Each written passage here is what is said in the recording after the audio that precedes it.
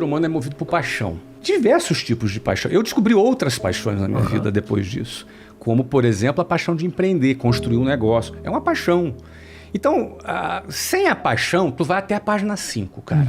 Tu até consegue profissionalmente, mas da página 6 em diante tu não consegue mais. Porque a quantidade de dificuldade, de encheção de saco que vem depois, não compensa. Na tua cabeça, não compensa. Com a paixão, tu pensa, compensa. Eu vou pra próxima.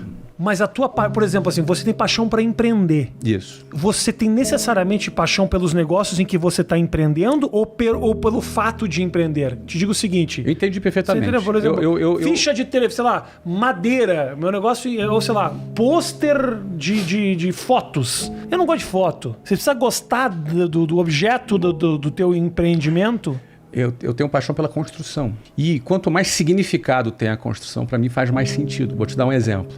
Quem fala inglês tem acesso a oportunidades de empregos que pagam até 62% mais. Isso é uma pesquisa da consultoria Cato que divulgou essa pesquisa. O produto nosso da WhatsApp ensina inglês. Eu tenho, por exemplo, não só a paixão da construção da marca, da construção das escolas, da construção da rede, da construção dos canais de vendas, mas eu tenho também a sensação de que esse produto está fazendo um bem para as pessoas. Claro. Então essa coisa de que o meu produto pode ajudar a pessoa, pode fazer o bem, isso ajuda a fechar a conta.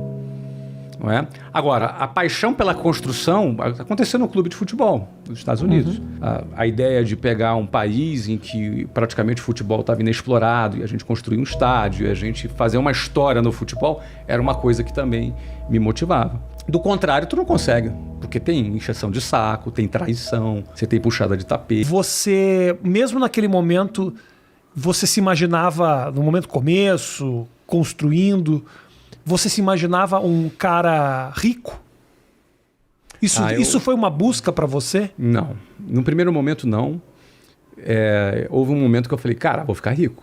Teve um momento que eu percebi assim, cara, daqui a um ano eu tô rico. Aconteceu esse momento. Mas antes, o que eu queria era a minha independência financeira para poder me casar com a Luciana. Que coisa. Essa era a minha primeira meta. Coisa louca. Era a minha primeira meta. E isso me impulsionou de um jeito, cara. Cara, eu morava no Jabu. Do Jabu até o centro do Rio, onde eu trabalhava, dava 2 horas de ônibus, cara. Você imagina tu aguentar 2 horas de ônibus para ir e 2 horas para voltar? E não é 2 horas de ônibus qualquer, não. É ônibus lotado de gente, com um cara na tua frente, com outro cara com um sovaco na tua cara, outro cara se esfregando na tua bunda. Você entendeu? Cara... 2 horas tensas. 2 horas tensas, cara. Aí no ônibus você tinha assalto, assédio de mulher, briga, você tinha... Cara, você tinha... Era uma aventura. Cada viagem, que a gente chamava de viagem, era uma aventura. Cada viagem. A gente chamava de viagem. Por 2 horas. Entendeu? E quando não era de ônibus, era de trem. Eu tinha que atravessar a favela Cavalo de Aço, andando, até a estação de trem de Senador Camará, para pegar o trem que vinha de Santa Cruz, lotado, até a Central do Brasil. Então, assim... a exclusão geográfica que eu chamo, né? É o cara que mora a 2 horas do trabalho. Então, por exemplo, eu chegava lá 8 horas da manhã para a minha primeira reunião. Eu tinha um amigo chamado Antônio, que morava no Leblon, que o pai dele trabalhava em Botafogo. Ele pegava uma carona de carro com o pai dele até Botafogo. No Botafogo entrava no metrô, 5 minutos no ar-condicionado, estava lá. Ele acordava às 7 horas da manhã, tomava café da manhã, suquinho de laranja, bonitinho, sentado na casa dele. Quando dava 8 horas da manhã, ele estava perfumadinho, chegava e sentava, olhava para mim e falava, bom dia, Flávio. A gente participava da mesma reunião. Eu tinha chegado em casa meia-noite, tá? Acordava às 5 horas da manhã, escuro ainda, saía meio que tonto, engolia ali qualquer coisa rápida, porque 5h45 eu saía da minha casa, ainda escuro no inverno, no Rio de Janeiro.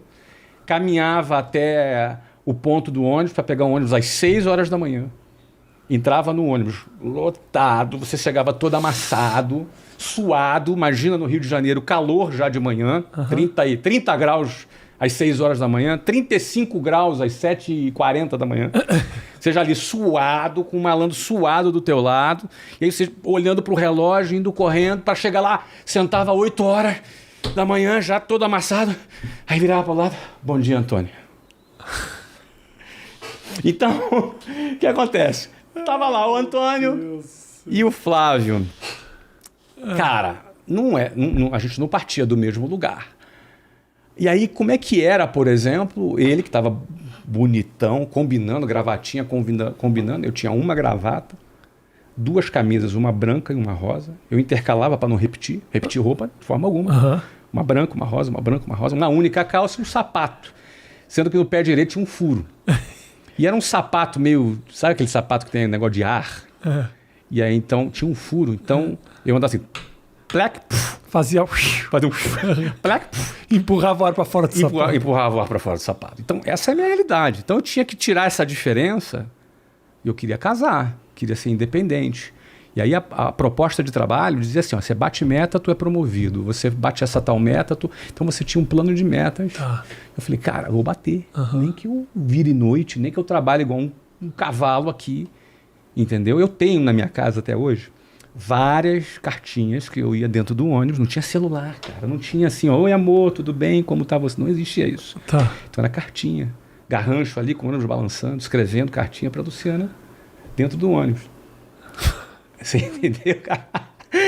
E aí o que acontece? 2 anos depois eu me casei com ela. Sovaco aqui. Isso. E cartinha ali. Cartinha ali. Cartinha ali. Eu só escrevia quando eu conseguia sentar. Entendi. Era uma loteria, né?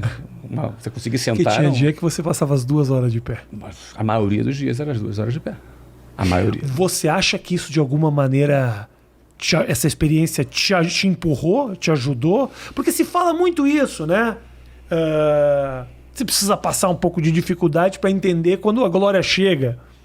Eu não sei se eu concordo tanto com isso, mas de qualquer forma é algo que se fala muito. De alguma forma, isso te ensinou resiliência ali naquele momento. E você poderia ter desistido, você poderia ter feito algo mais simples, você tinha um objetivo muito claro.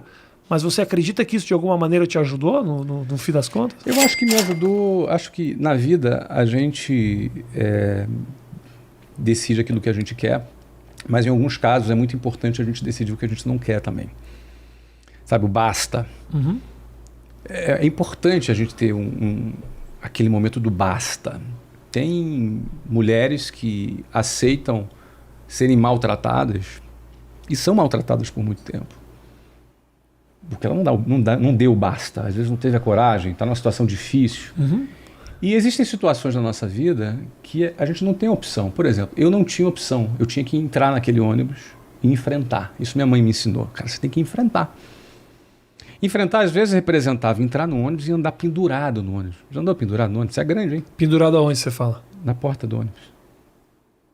Em Porto Alegre eu já tive, na época de escola, sim, mas era passageiro, não era em busca do futuro. Cara, pendurado no ônibus, não é em cima do ônibus, como surfista de ônibus, não era o meu caso, mas pendurado é o seguinte, cara, teu ônibus chegou, se você não entrar naquele ônibus, você não chega no trabalho, e você tá com nego socado, todo mundo socado dentro do ônibus e não tem espaço, e você acha um pedacinho de chão para botar o teu pé e você se segura ali no ônibus e você vai pendurado. Entendeu? Então isso é a realidade de muita gente de periferia que está fora das zonas mais acessíveis, que eu chamo de exclusão geográfica. É a realidade. É horrível, é humilhante. É absolutamente humilhante essa situação do transporte público no Brasil. Então, o transporte público eu cito com muita frequência porque marcou para mim algo que eu me lembro dentro do ônibus, eu de dentro do ônibus, às vezes à noite. Quando eu digo ou à noite, ou então de manhãzinha, quando estava escuro do lado de fora, e eu olhava o reflexo, tem um vidrozinho, o vidro do ônibus, né? O reflexo, eu conseguia me ver dentro do reflexo, no meio daquela situação, e eu pensava comigo mesmo, cara, eu quero sair daqui, é aqui que eu quero ficar.